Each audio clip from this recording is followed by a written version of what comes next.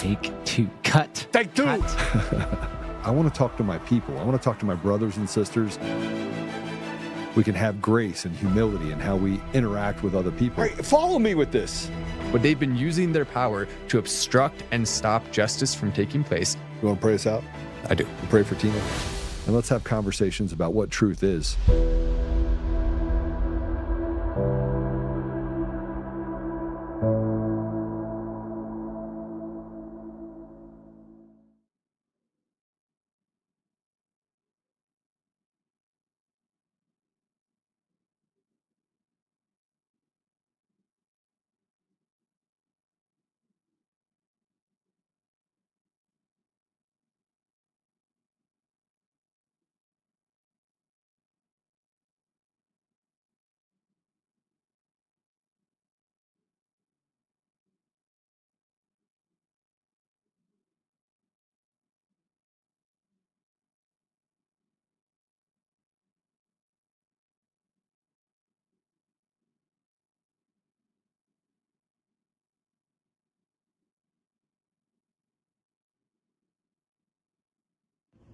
Productive day today with the Deputy Attorney General Todd Blanche and Ghislaine Maxwell. First, we want to thank the Deputy Attorney General for being so professional with all of us and for meeting with us. He took a full day and asked a lot of questions, and Ms. Maxwell answered every single question. She never stopped, she never invoked a privilege. She never declined to answer. She answered all the questions truthfully, honestly, and to the best of her ability. And that's all the comment we're going to have today about the meeting. We don't want to comment about the substance of the meeting for obvious reasons. And we'll go from there. So thank you all so much. Will you guys be coming back for a second day? We're not going to comment on that now. Thank you. Thank you. Thank you all.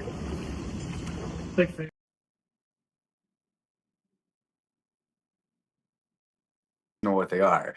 I mean, yeah, they're obvious, but not in the way that you're alluding to. They're obvious in that you can't reveal the names of the people who we know, by the way, most of the people on the list. We already know them. What we really want is not just the list. That's great. We need investigations into the people who are on the list. That's what's required. Anything short of that will fail. And the biggest problem with all of this is the idea that they're going to even let her out at all, because that's what's going to happen. I see a high probability. Trump says he's not going to pardon Maxwell. He doesn't need to pardon her if she can make a deal with the DOJ. Then he can say, my hands are clean. Then Ghislaine Maxwell, instead of revealing to the press, leaking to the press, everything that she knows, that's the card she's holding on to. People wonder, well, if she's willing to be so cooperative, why doesn't she just come out publicly and say everything? Because she wants a deal with the DOJ. She wants to be out of prison, obviously, and enjoy her millions of dollars, her CIA Mossad connections, her father, literally one of the top level Mossad agents in history. Yeah, no one likes to talk about that, but that's a fact. And then you look at her and you realize exactly what she's doing. Of course, she's not gonna reveal anything until after she gets a deal. So that's what's gonna happen. She's gonna get a deal. She's gonna be released, and then we're still, after all of the deals, really the true deal is going to be: don't leak the names to the press, and then we'll release you. They can't Epstein her again because that would be too obvious. Because she has multiple outs already. Her sentence isn't as long. She's not looking at the same thing. They can't make it look reasonable. I mean, they may try anyway, and hope somehow they can pull the wool over enough people's eyes to not have a revolt in this country, which is what is honestly deserved if they do that. But that's all they can try. There's nothing else they can do beyond that. So it's very, very, very interesting to watch this. And as everyone's coming in, leave a comment. Well, what are you doing? Are you watching? Maybe you're sitting on the toilet. Maybe you're sitting in the car. Maybe you're sitting on the couch. Where are you sitting at this moment? Are you in bed? You're watching from somewhere. So I'm just curious, where are you watching from? And is that place a place where you're capable of lifting up your head, pressing the subscribe and the like button? Because if it is, I think you should probably do that. Now, we also have this, which is something that's been going viral. I posted about it on X, and it got some attention because people are wondering what the heck is going on with Maxwell. What is she carrying? Go ahead and play A2. This is video of Maxwell returning to prison just moments after meeting with Trump's deputy attorney general. And you can see her there. Actually, if you look closely, she's carrying a box of material. Now, Maxwell's attorney says she was forthcoming with every question that Trump's team threw at her today. What do you think's really in that box? Hey, here's a key to the back door of the prison. That's not what's in the box. That would be interesting to imagine, though. What probably is really in the box is either some sort of long plea agreement that she can get to if she reveals certain information. It's case files, documents that she needs to go through, keeping her busy, giving her stuff to do. That's probably what is inside that box. It could also be, however, something that's hidden inside that says, okay, here's something you can use to take your life. I mean, there's so many things, and you have to do that, or else we're going to go do something to your family. I mean, there's so many possibilities here. Now, it's not going to be in such a high profile way if they're going to take her life. I don't believe that would be extremely unlikely that they would put it in a box that makes it way too obvious. So again, that's like a 1% chance conspiracy theory. Realistically speaking, those are documents. And why would she have so many? Why is that? Obviously, they're getting to something here. She answered every question. They talk nicely about her. She's asking for a pardon. She's going to try to play victim, even though she is known to have helped to traffic children to elites. The only thing that she can do, in my opinion, that would be worthy of getting out, and the government obviously disagrees, is to reveal every single bit of footage, every single name that she has, and go forward from there. Is there anything else that would satisfy you? It wouldn't. Nothing else would satisfy me, not even close. Now, here's another clip that I think you'll find interesting. Go ahead and play A3. Yeah, I would hope that we could get to the bottom of it. I want to know the money trail. I want to know who employed. Was Epstein a foreign agent? Who are his benefactors? I want to know the way that they access these children.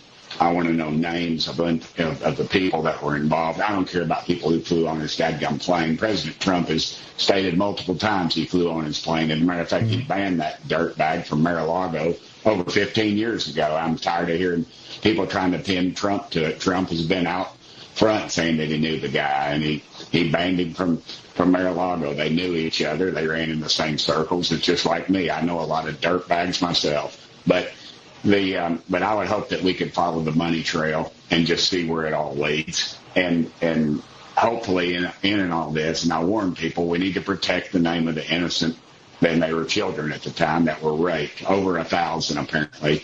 Yeah. And I've been told we could bring down governments and places all over the world. Well, if they're built on this, dadgummit, we ought to bring them down, because they are, to me, they're doing business with the devil, and I'm sure Mr. Epstein's dealing with him right now. So listen closely to that. Can bring down entire governments. So we are now having high-profile people in our government and associated with our government confirming what we already knew, which is that it was an entire blackmail operation on multiple governments, globally speaking, that ushered in the era of extreme problems that we have seen in part, in a way that props up certain governments worldwide, particularly it props up Mossad, it props up the Israeli government. It also props up certain governments in South America. It props up certain factions of the United States government and creates a more authoritarian rule that is done with a stick. The stick being the blackmail tapes that they have on everyone. So, I mean, you can't possibly watch that and not see it as maybe the most significant thing in all of this. That right there, unequivocally, shows that we need to have everything released. We need to see every single bit of the backstory. And by the way, he's lying to you there. Everyone's lying to you. I love Trump. I always love Trump. I know Trump didn't have inappropriate relations with any underage girls. Everyone knows that. Trump would have never done that. He can get any girl he wants. A lot of the people who do that, by the way, are fat slobs who are just total creeps. Trump was never that. He always had access. If he wants to date an 18-year-old, he could do that if he wanted to. Post back up. There we go. I think they must be cutting off my signal. But the point I was making is, if he wants to date an 18-year-old, he can easily do that. That's not even a difficult thing for him to do. So the idea that he would be participating further than that, there's absolutely no evidence of it, first of all. Yes, Trump and Epstein were friends. Trump is also lying about that. But Epstein was friends with all of the rich, powerful people. That was his whole thing. That was how he made money. and only some of them actually participated in it. The rest of them were just cogs in the machine. Epstein was very charismatic. He was also a total douchebag. It was also Epstein that cut off the relationship with Trump, some people are saying. Now there was also the rumor about Epstein flirting with the guests at Mar-a-Lago and then being kicked out as a result of that. But then another side of the story says that Epstein said, oh, I don't like Trump. I'm breaking off the relationship. It doesn't really matter, though, which one of them broke it off first. The point is, Trump never hung out with Epstein after he was convicted. Most of his times that he spent with him were in some sort of public space. He wrote letters like that.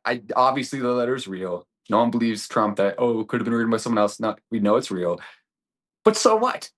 Everyone that Trump sent a letter to, I mean, any one of them could have become a criminal. You know, you can't base your entire logic train on that. Trump probably sent 10,000 letters over his career. I mean, that was what he did. He was a business guy. You know, that makes sense. So I would prefer if Trump was just upfront and honest about it, but that's not his style. And, you know, he wants to be, he just wants, I think he wants to kind of portray an image rather than just be upfront. If I was Trump, I would say, yeah, you know, we were friends, didn't participate in any of the bad stuff. And I'm glad I broke that friendship off. You know, you could claim, I mean, it's subjective. He broke it off, I broke it off. Okay, we'll just say we broke it off. It broke off. It has to be somewhat mutual, no matter what. Whoever led it is beside the point. So that's where I think we should get to next. But until that happens, we're going to continue to have to listen to the Trump administration and Democrats and the media all gaslight us about this. We just want the honest answers. This isn't complicated. It's not only about sensationalism, even though, you know, the sensationalism is interesting, it's entertaining. But what this is really about at the core is we want to see the people who participated in underage trafficking rings arrested. We want to see them going to prison for a very long time. There is just a building, by the way, that was uncovered a few days ago. The story came out where there was 3 guys. One of them was an illegal, and most of the kids were believed to also be illegal alien children that were smuggled across the border. And so they were brought into this house. There's a storm bunker underneath, right? And this is extremely disturbing. Just a warning before I continue with the story. So they were brought into the storm bunker and were drugged. These 3 just hideously monstrous men, fat, ugly, disgusting, evil. Every single bad adjective you could possibly use about them could be used to describe them. They tied these children up to beds, chairs, posts, and repeatedly, while they were drugged, took advantage of them. And the police had to walk in and discover this. Imagine you're a police officer. You have to see children in that state. And there can't be a better feeling than rescuing them, but to even have to see them at all, I mean, I don't even know how you can do your job as a police officer at this point. I would hope the FBI, more trained, specialized people, actually ended up being the first people to go in. But regardless, those guys were discovered. They were caught. They're going to prison for life. But what about the billionaires who did the same exact thing? Now it's more sophisticated. It's not in a bunker under a barn on someone's property with illegal alien children, even though illegal alien children were very much involved. In this instance, it is billionaires. It is people who have significant political power. It is people who are part of the CIA, part of Mossad. It is people who are part of these high-level 3-letter agencies, government assets, government agents, anyone they want to blackmail on, anyone who had power and influence and could change things. That's who it is. So but fundamentally, it's the same evilness. It's the same mindset. Many of them are also fast slobs, just like the 3 guys. That's something that humans are capable of, which is kind of crazy to think about. I don't understand how a human being can do something like that to a child, but there are people who are capable of that. So it's not like, oh, it's just a conspiracy. Oh, no one participated in it. We know people participated in it. We know many of the names that need to be investigated. And that's it. I mean, what else is there that we can do? Now, Trump was also asked about pardoning Maxwell. And I thought his answer really was actually kind of a little bit scary. Now, it's Trump. He's answering it like Trump. Still overall, I mean, I guess it's a good answer, but I think what he may be implying here could be scary. Go ahead and play A5 or A5. What are you hoping Todd Blanche gets out of his meetings with Ghislaine Maxwell? Well, I don't know about the meeting. I know it's taking place, and he's a fantastic man. He's a great attorney, And people should really focus on how well the country's doing, or they should focus on the fact that Barack Hussein Obama led a coup, or they should focus on the fact that Larry Summers from Harvard, that Bill Clinton, who you know very well, and lots of other friends, really close friends of Jeffrey Summers, should be spoken about. Because, you know, Jeffrey Epstein should be spoken about. And they should speak about them, because they don't talk about them. They talk about me. I have nothing to do with the guy. Would you consider a pardon or a commutation for Ghislaine Maxwell if she's cooperating? It's something I haven't thought about. It's really something. Recommended it. It's something I'm allowed to do it, but it's something I have not thought about. But you wouldn't. Why wouldn't the answer be no? Have you thought about pardoning Maxwell? Have you considered it? No. I would never pardon Maxwell. Why isn't that the answer? See, that's what I think is a little bit scary about that. Now, okay, it's a Trump answer. Maybe he's just saying that because he's trolling the media. Maybe he's saying that because he actually is considering a pardon on her. And he could also be leaving the door open for, okay, she makes a deal, we give her a pardon. But it's going to be very difficult for Trump to find a way to do this after he just came out and said, oh, yeah, these things don't matter. It was a made-up Democrat plot by Obama and others. I mean, that's what he's claiming, while he's also saying, oh, I'm not going to arrest Obama, though. Okay, so which is it? You're not going to arrest Obama, but yet you claim that Obama did all these bad things, but he's immune because he's president. Okay, so what's the point of even talking about it then, if that's the case? So, I mean, it's just, look, all of this is part of the same problem. It is part of the Washington elitist system that has been designed from the beginning not to cater to the people. It has been designed from the beginning to just keep pushing us along. Oh, here's a little bit, but it never really gives us what we want. And that's why someone has to come along and change this. Someone, not J.D. Vance, someone who's not tied to Palantir, someone who's not tied to Mossad, someone who's not tied to foreign governments, someone who's not a CIA plant, needs to come in and make a real difference. It needs to be in correlation with a lot of people in Congress and in the Senate also being put into positions of power that have the same non-affiliation to the elitist systems.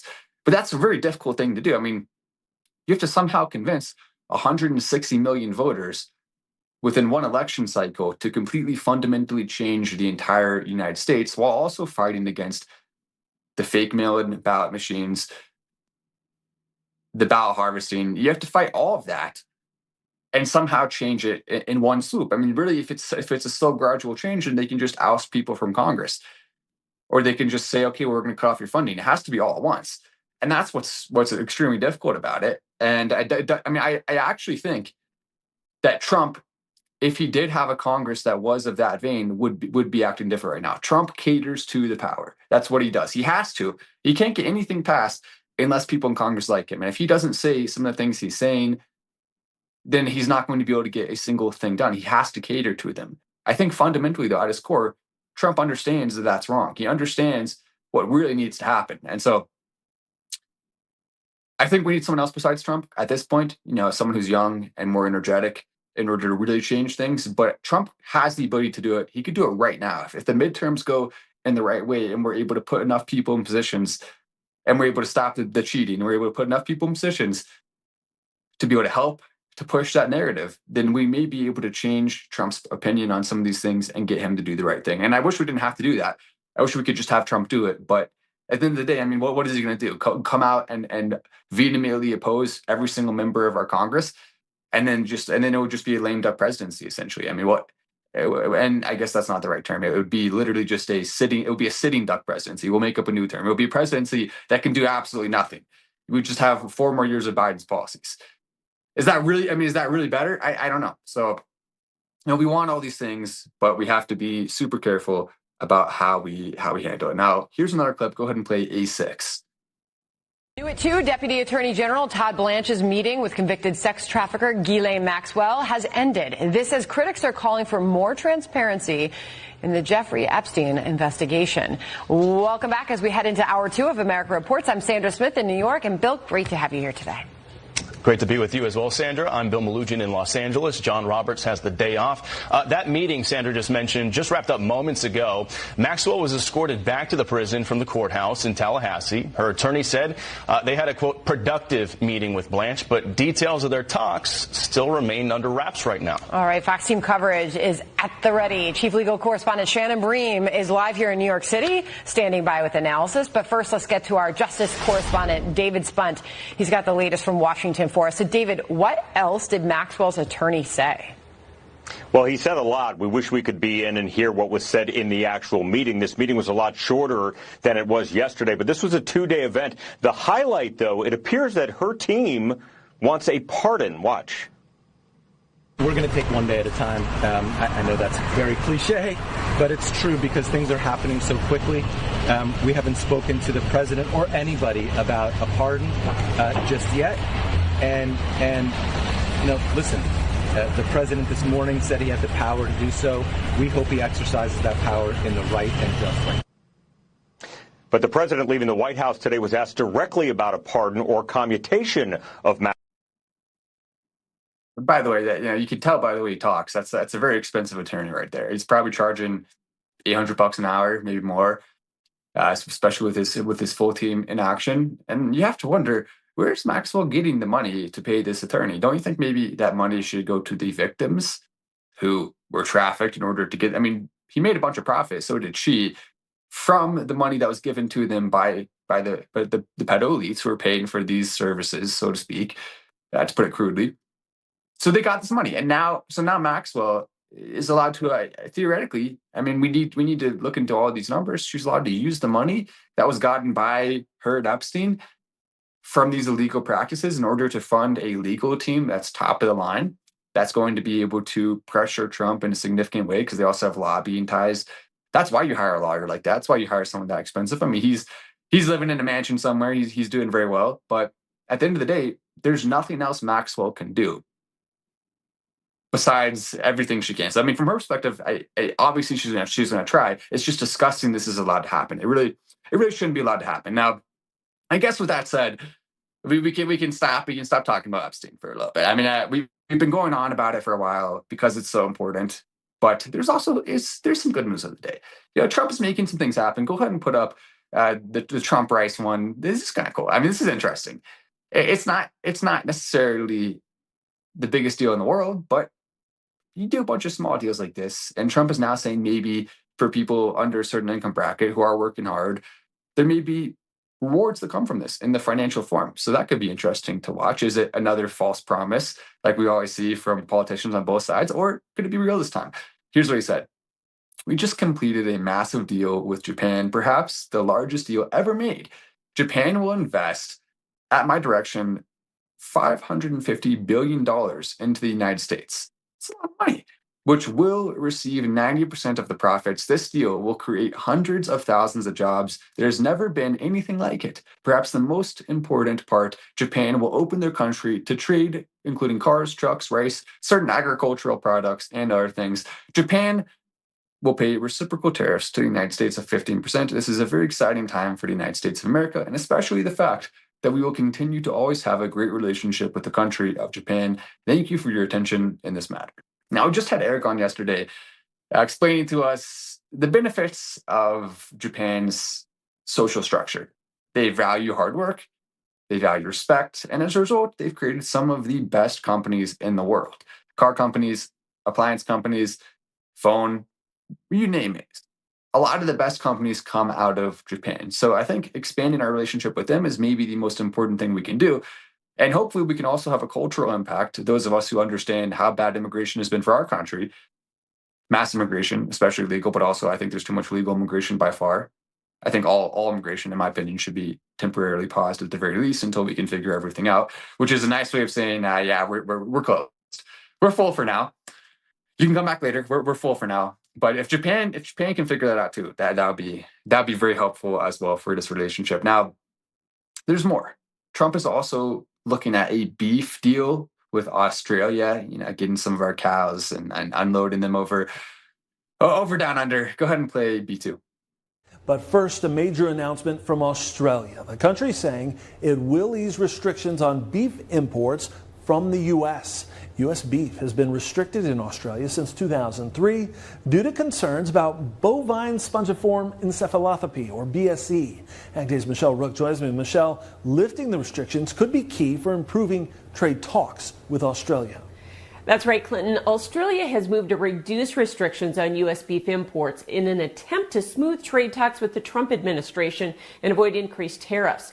However, the U.S. beef industry has had several trade wins this week, with frameworks also announced with top beef export markets like Japan and South Korea. The U.S. cattle industry is well on its way to expanding exports with trade progress with several countries, including Australia. For 2 decades, U.S. beef has been denied access to that market, even with the free trade agreement since 2005. They've been able to ship, roughly $29 billion worth of beef to our market.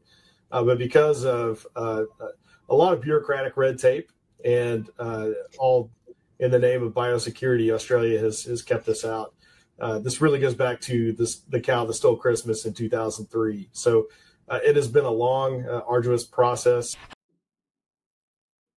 That's crazy. And that, it sounds like a fake excuse. It doesn't sound real. Also, by the way, I would like to sincerely apologize for reading my last. Okay, can you say there, guy? Yeah, they're trying. See, this is what happens when you talk about Epstein too much. They try to cut you off. But let's go ahead and put up Trump's True Social about this, which I'd like to sincerely apologize for reading my last truth in a Matt Wallace voice. This time I'm going to read it in my own beautiful voice. After many years, Australia has agreed to accept American beef for a long time. And even though we are great friends, they actually banned our beef. Not cool, dude. Now we are going to sell so much beef to Australia. This is undeniable, irrefutable proof that U.S. beef is the safest and best in the world. No other country that refuses our magnificent beef Any other country that refuses our magnificent beef is on notice now. All of our nation's ranchers, who are some of the hardest working, most wonderful people, are smiling today, which means I'm smiling too. Let's keep the hot streak going. It's time for the golden age of America. There, guys. Hopefully that was better. I feel like it was a little disappointing. We didn't even make an effort on the first truth. At least we made an effort there. We made an effort to make it sound like the beautiful voice of Trump. But I mean, it is kind of a big deal. It's obviously fake. Australia did that to protect their own ranchers, which they have a lot of beef production there. So they pretended like, oh, we're scared of this, when in reality, there's equal chance of Australia to U.S. contamination as there is from U.S. to Australia. So this will help to increase our economy. I mean, all these little things, it's low-hanging fruit. So the fact that Biden didn't do it just shows you how awful of a leader, how bad of a president he was. Everyone knows how stupid he is. That was the running joke in Congress for a very long time, was how he was nice but very dumb. And that, combined with being old, led to maybe one of the most destructive 4 years in our country's history, unfortunately. But even still, Trump in his first term also didn't do this. Going back to 2003, why didn't you do this in 2016 to 2020? Trump's more focused now. He has a better team. He has people looking at these things that otherwise he wasn't looking at before. So there's some good news for you there. It can beef up today's news with some good stuff because of that. President Trump also saying, this is what I alluded to a second ago, go ahead and play before he's saying that he is going to potentially have some money left over to throw into your pocket. Take a look at this. Mr. President, with all of that revenue coming in tens of billions of dollars, do you think there's the possibility of a rebate to the American public in terms of all of that money? We're thinking about that, actually. We have so much money coming in, we're thinking about a little rebate, but the big thing we want to do is pay down debt, but we're thinking about a rebate. That's a very good question. You just made a lot of news. We're thinking about a rebate because we have so much money coming in from tariffs that a little rebate for people of a certain income level might be very nice. There you go, Trump. Yeah, that's nice to see. So open up your pocketbook and say, Trump, pour some Trump bucks inside. That's what we need. Speaking of saving money and getting bucks in your wallet, we've partnered with our friends at AMAC, the Association of Mature American Citizens. This is to offer you a complimentary, which is Pretty crazy, totally free. We negotiated that 1-year membership. That's just for being part of the Untamed family. If you've never heard of AMAC, they are the leading conservative alternative to AARP, fighting for faith, family, freedom in Washington. They stand up for traditional American values, the same ones that we talk about on the show, which is obviously good. That's why we chose them. We're not going to partner with some woke version of this, obviously. As a member, you'll get access to money-saving benefits, a lot of discounts. You can go on the page, you can see all the discounts yourself. So you might as well, it's free, you get the discounts. There's really literally no reason not to go do this right now. In fact, the reason that you would want to go quickly on it is also because I imagine they're going to call us soon, say, Matt, Joe, we're done giving this away for free. It's not going to happen anymore, guys. So now is the time to do it. As a member, you'll get access to those benefits. You also get access to the subscription to the magazine, chance to make your voice heard as well through the advocacy arm. So a lot of good benefits there. From that, it is amac.us/untamed, amac.us/untamed, and you can sign up today. Now, with that said, we're going to go ahead and throw you to commercial break real quick. And when I get back, I'm going to show you a video that you'll probably find pretty disturbing.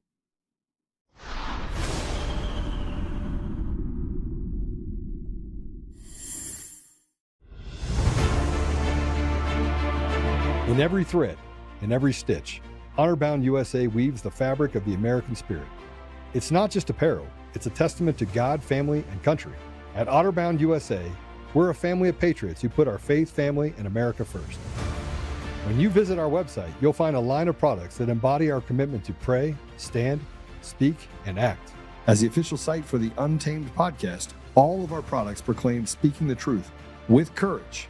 We also have the powerful documentary from Professor David Clements, Let My People Go. Identify yourself as one of the few who are willing to stand for what they believe in. Join the Honor-Bound USA family today. Wear it as a badge of honor, commitment to the values that shape us, and a pledge to the bright future we will build together. Because when you're honor-bound, you're not just wearing a brand, you're embodying a lifestyle.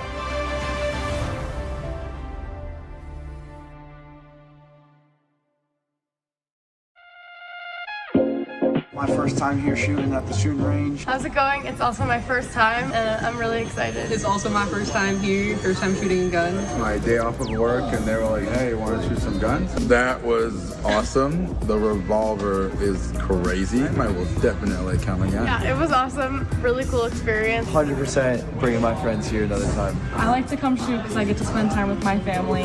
Same for me. I love spending time with my family. It's something to do. It's a lot of fun shooting. When I first moved back into town, the first place I came was DCF Guns, and I signed up for a membership right away. I got into shooting because of self-defense. I would encourage all women to be ready and to feel comfortable handling a handgun. This was my first time ever shooting at DCF West. It felt amazing. I shot an AR-15 and it was amazing. It was powerful and I loved it. I'm here today as a part of a group of women that support one another in continuing to practice and refine our knowledge. Not only self-protection of ourselves, but protection of our loved ones as well. I have fun and I get to meet with other ladies. You should always be prepared to defend yourself. And I love coming to DCF Guns West to shoot. I come with my family. It's a nice, clean, friendly range. Here I feel safe. I feel like the people to my left and my right are also really cognizant of their range etiquette. That's why I come to DCF Guns West. Come join the DCF family today, where we keep the range hot and the deals hotter.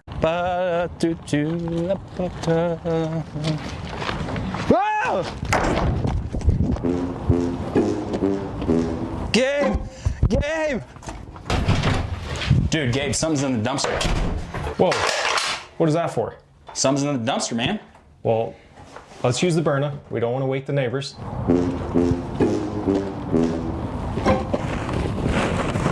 Freeze! Stop resisting! Stop resisting!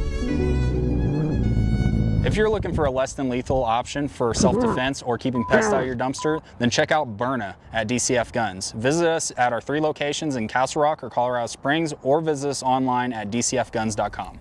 Come join the DCF family today, where we keep the range hot and the deals hotter.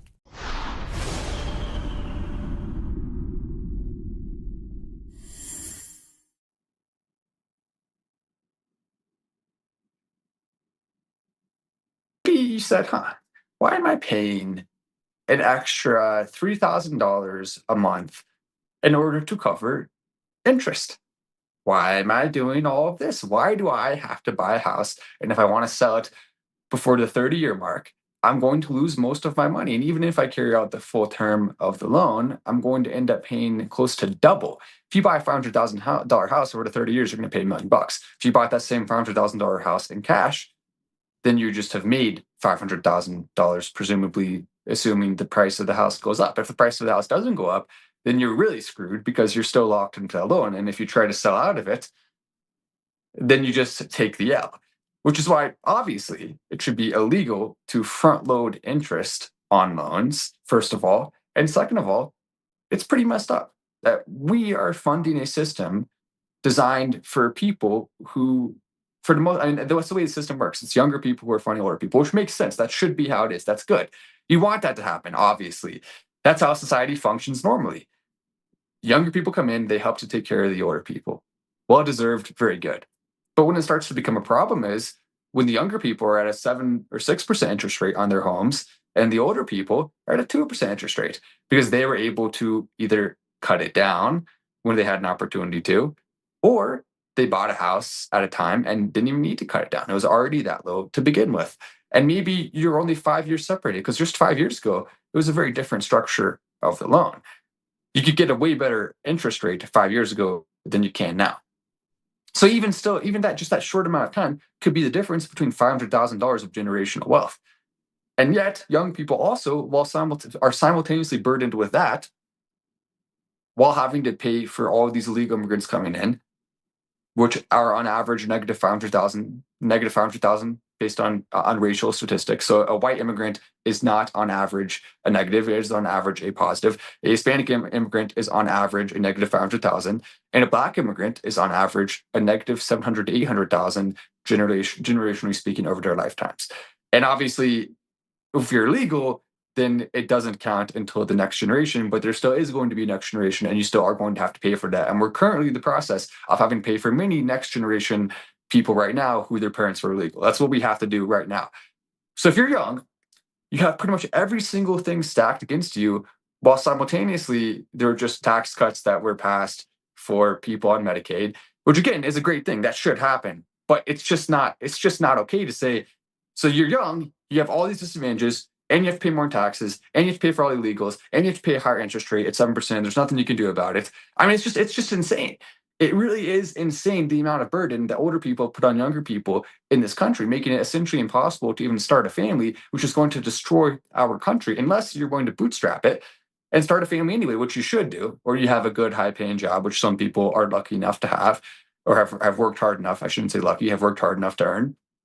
But if you're not in that position, if you don't have family helping you, if you don't have a good job, and even if you do, you're still in a worse position than you would have been.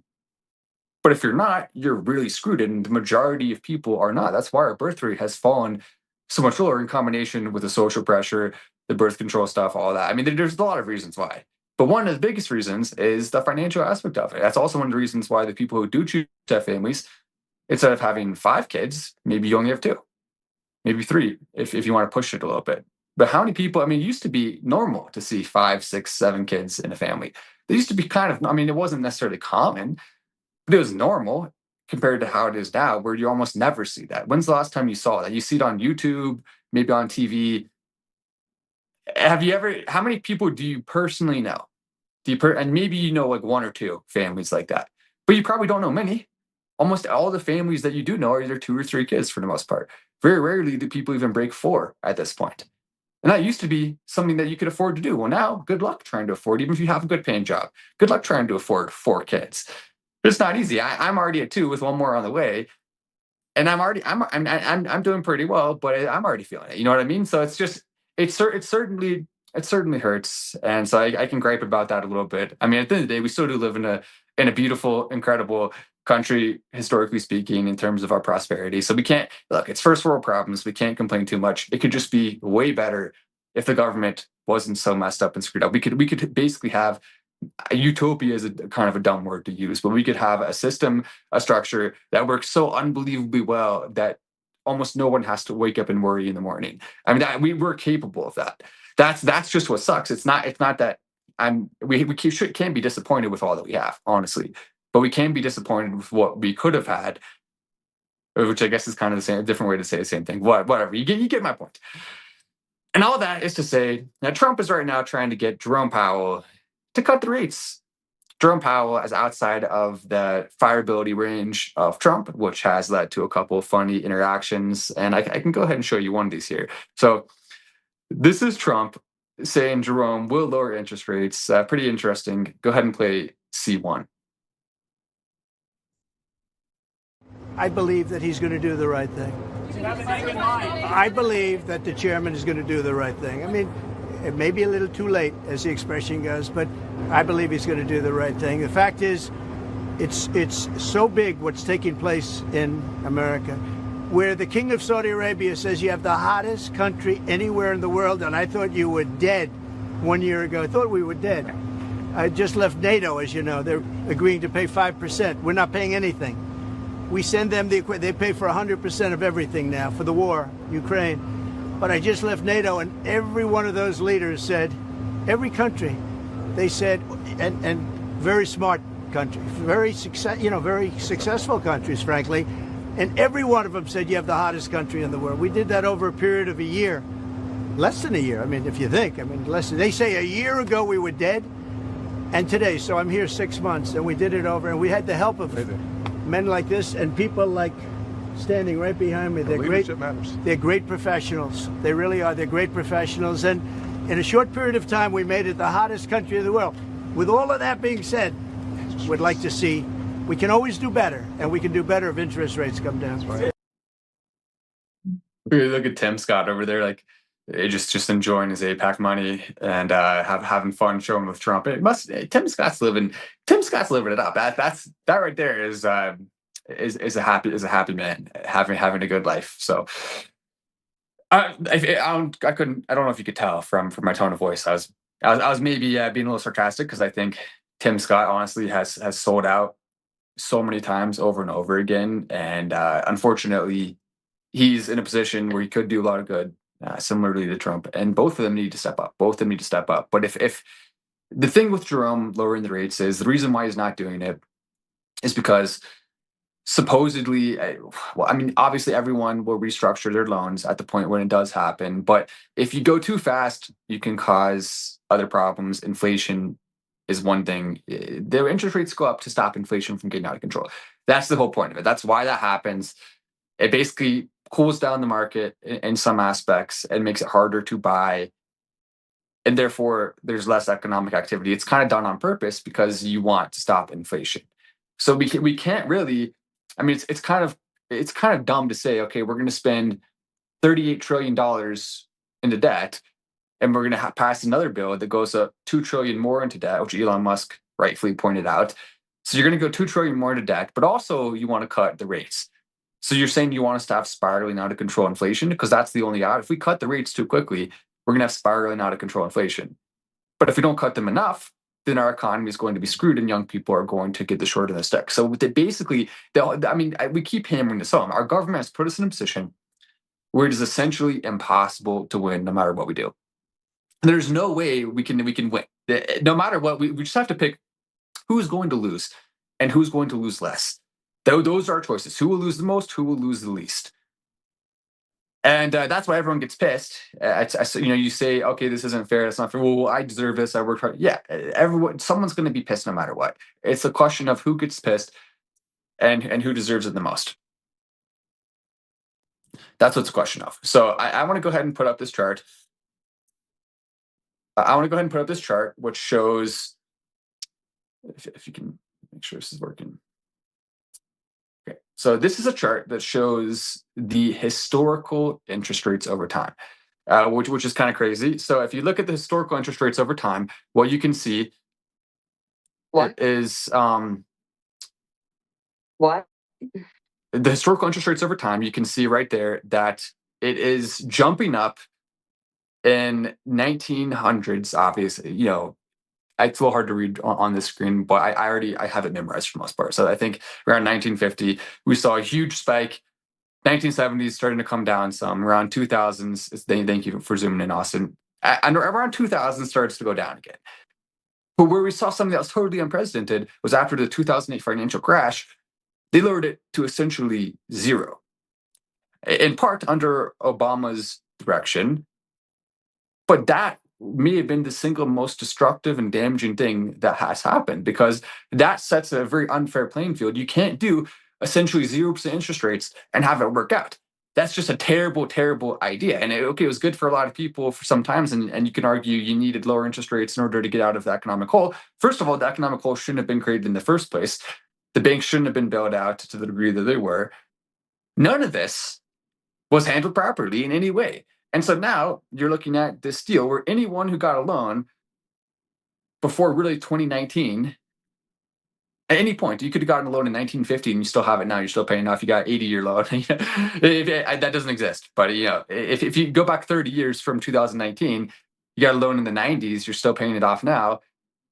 You were able to lower your interest rate. You got a loan in 2000 that was at a higher interest rate, and then you wait 10 years, and now 66% of your loan is going to be at a lower interest rate when you restructure it.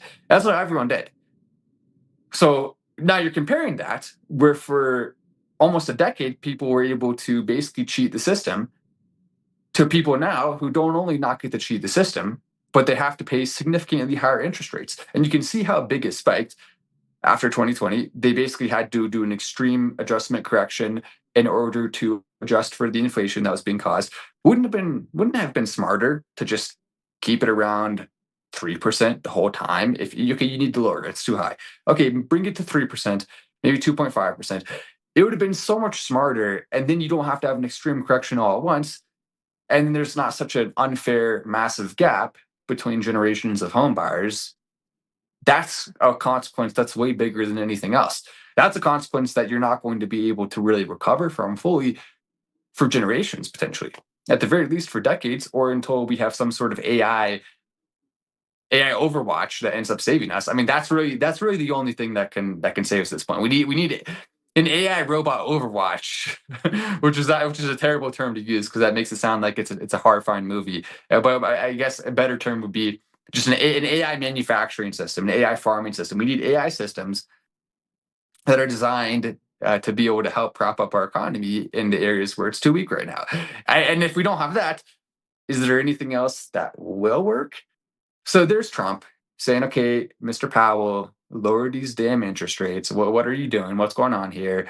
And pretty funny reaction. And I'm about to play that clip for you. We're going to go to ad break real quick. But when we come back, I'm going to play a clip that some people believe is akin to it looks like an Office clip from the show The Office. Pretty funny. And by the way, Jerome got caught. He got caught. He got exposed in this because Jerome is a total douchebag. I absolutely hate Jerome Powell. He is an awful person, and is total stick up the you know what type of guy. Super by the book, but to the point that it's just exhausting. Anyway, here's the ad break. Get yourself some gear and go check out DCF Guns. And when we get back, I'm gonna go into that clip.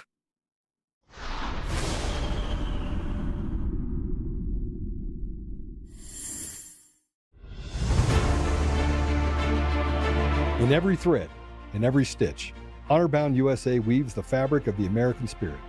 It's not just apparel, it's a testament to God, family, and country. At Honor-Bound USA, we're a family of patriots who put our faith, family, and America first. When you visit our website, you'll find a line of products that embody our commitment to pray, stand, speak, and act. As the official site for the Untamed podcast, all of our products proclaim speaking the truth with courage. We also have the powerful documentary from Professor David Clements, Let My People Go. Identify yourself as one of the few who are willing to stand for what they believe in. Join the Honor-Bound USA family today. Wear it as a badge of honor, commitment to the values that shape us, and a pledge to the bright future we will build together. Because when you're honor-bound, you're not just wearing a brand, you're embodying a lifestyle.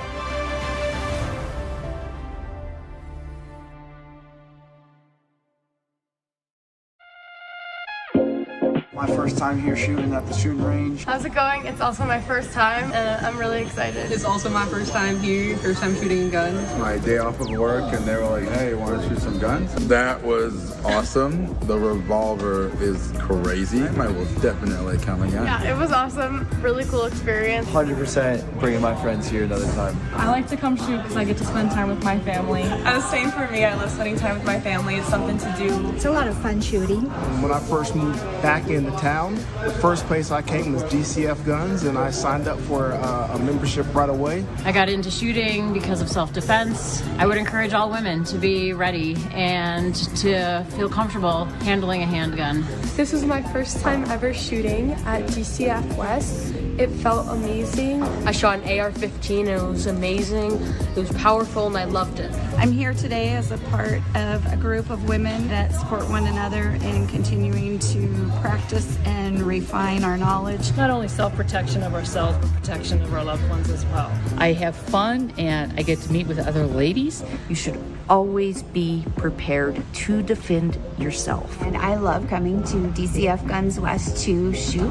I come with my family. It's a nice, clean, friendly range. Here I feel safe. I feel like the people to my left and my right are also really cognizant of their range etiquette. That's why I come to DCF Guns West. Come join the DCF family today, where we keep the range hot and the deals hotter.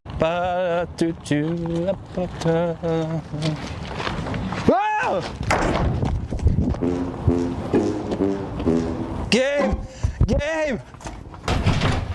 Dude, Gabe, something's in the dumpster. Whoa, what is that for? Something's in the dumpster, man. Well, let's use the burner. We don't want to wake the neighbors.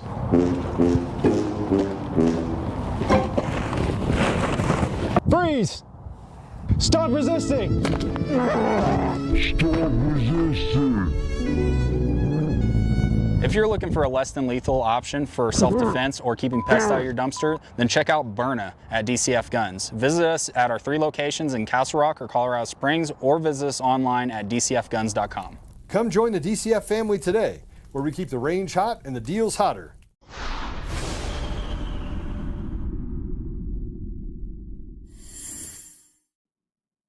Why does it cost $3.1 billion to renovate the Fed buildings, which includes, by the way, so the reason there is a kerfuffle between Trump and Powell on this, to quote a term that no one ever uses, is because there was 3.1 billion renovations over the last few years.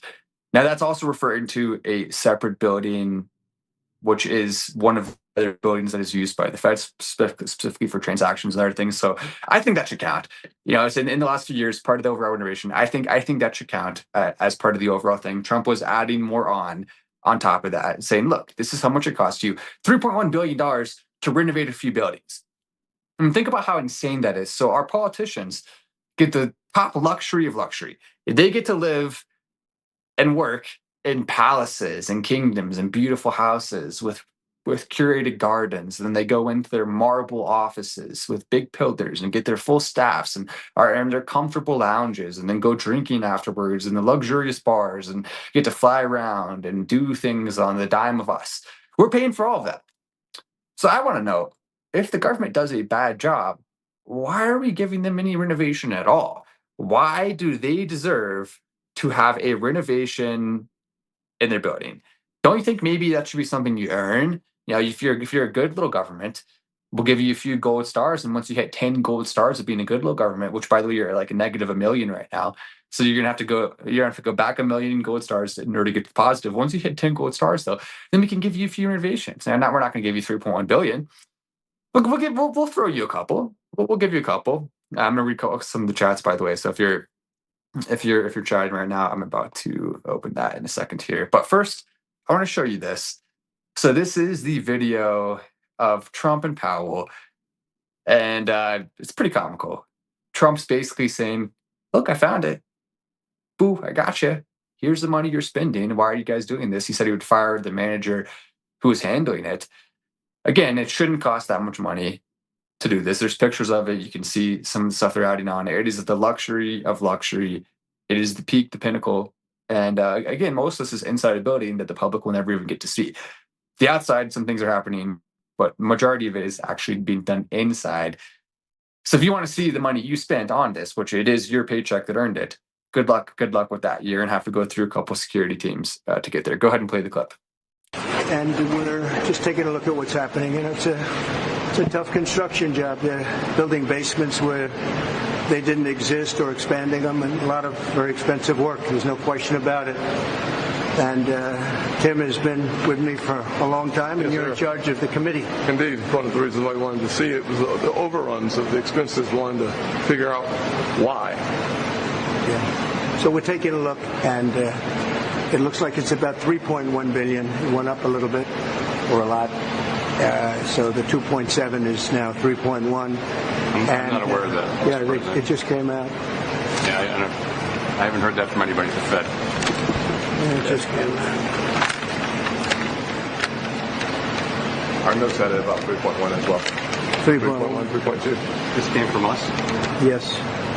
I don't know who does that.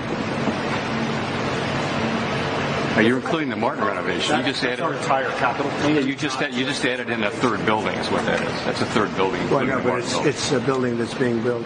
No, it was built 5 years ago. We finished Martin 5 years ago. It's part of the overall work. But it's not new. So we're going to take a look. We're going to see what's happening, and it's got a long way. Do you expect any more additional cost overruns? Don't expect them. We're ready for them, but we have a little bit of a reserve that we may use. But no, we don't. Expect to be finished in 2027. We're well along, as you can see. Nice to take these off every once in a while when we're not under too much danger. So, any questions? Mr. President, does the issue give you any? As a real estate developer, what would you do with a project manager who would be over budget? And his answer was, "You're fired. I would fire them." And that's the only right answer. Which, by the way, I'm reading a couple of these comments. So yeah, if you have a $30,000 lien on your house, you get that taken away from you. It says, bye YouTube. Yep, I get a tax lien over $300 over $300. I thought I said $30,000. So literally over $300, you get a tax lien on your paid off property, and then you either are going to lose your property over that, or it's going to be garnished from you. So that can happen. Meanwhile, they're willing to spend that. Also asking, is it gold plated? Yeah, I mean, it must be. How other ways is it possible? The temple was constructed by U.S. It was there from another civilization. Look at it. The renovation is a cover up, though. What's in it? I think that's a good point. They're talking about renovating the basements. Well, what are they renovating the basements for? What are they going to put down there? Is that where they're going to keep their super top secret alien files? Is that where they're going to keep the extra political? By the way, a lot of people don't know this. The politicians in D.C., they have a collective gold and silver reserve that is specifically for them. If they ever need to access it, literally nobody knows about this. If they need to access it at any point in time, when there's some sort of cataclysmic event, they can't just go down there and take it anytime they want. But if there's an agreement amongst the political class that they need it in order to restore control in the country, they can go access it and have personal power as a result of it. And that right there is something that is not talked about enough, but could be one of the reasons why they're renovating the basement. Which they're always going to, oh, look, we get to spend money on cool stuff for us. Well, what are you doing for us, though? What are you doing for us? It's ridiculous that in our face to giving the Fed taxpayer money. I agree. Chloe says he seems like a total idiot, a lying snob. He is. He's an atheist, obviously, part of the club, and he doesn't care about anything but financialism. You can tell by the way he talks. He's a very rude person. He doesn't really have much emotion. He doesn't have much empathy. He's just someone who reads papers all day and sits in his mansion. I mean, he doesn't have any ability to empathize. You can tell so clearly from watching him, which is why they pick guys like that, because then they can get whatever they want from them. They don't empathize with the people they're supposed to be serving. That's how it works. Yes, and the Vatican was built by the same people / civilization, and we ain't in it. Look at these temples. These are all good points. The Fed runs all the countries. Why aren't all the other countries chipping in? Add London for the perfect triangle: Washington, D.C., Vatican, London. See, this is why we actually have the best comment section. Is there a better comment section in the world than the Untamed Nation comment section? I don't think there is. It's number one by far. It's really not even close. But with that said, I guess we'll go ahead and get into the prayer. And I think it's important to pray for some of the things that are happening right now with the victims of these cases, some of the things that are happening with potentially evil people being able to continue their journey. I want to start by praying, dear Lord, the kids that were in that bunker under the house who were taken advantage of by those three men and by other paying customers, help those kids to be able to find wholeness and healing despite going through such a traumatic experience that has the ability to ruin you forever. Allow them to be able to turn to you for strength and to understand that no matter what was done to them, they are still people who deserve love from you and who deserve love in general. Don't let it demoralize them. Don't let it stop them from achieving great things in life. And on the other side, for anyone who took advantage of them, show them the punishment that they deserve for doing that to children. Amen. Now, I've been wanting to pray about that since I saw a story. And I've actually been thinking about it a lot over the last day or so since seeing it. I can't get it off my mind because I'm just picturing what that must have been like. I mean, it sounds fake almost. I mean, how can that be real in the modern day era? How can someone really be doing that? But where it gets disturbing is most of them don't get caught. Most of them aren't doing it in a little bunker. They're doing it in a big bunker that costs millions of dollars. And they're doing it with the supervision of the three-letter agencies. That's how most of it's done. Just for perspective there. And even still, even the one, there are also many other smaller bunkers just like that one that have yet to be discovered, that may never be discovered. Because when you traffic a child illegally over the border, there's not a lot of record of them. Some of them are even sold by their own parents. I mean, it's hard to feel bad for a civilization that's willing to sell its kids at such a high rate, but it's not hard to feel bad for the kids because no kid deserves that under any circumstances. And parents are willing to do it for just a few $100 in some cases, which is insane. It really is insane. So with that said, I guess I'll go. It's kind of weird to go from that to saying Apple Podcast, Spotify, but we are on there. You can watch us on there. Joe was gone today, but he will be here on our next show on Monday. It'll be a big show because I already can tell you right now there's going to be 2 big stories that come out this weekend, and we're going to cover them on Monday. I will also be tweeting about it. I'm sure Joe will as well. If you want to follow Joe Ullman, follow Matt Wallace. If you have not already on X, I would recommend going ahead and doing that. RIP to Hulk Hogan. We'll end with that, and I will see you on Monday.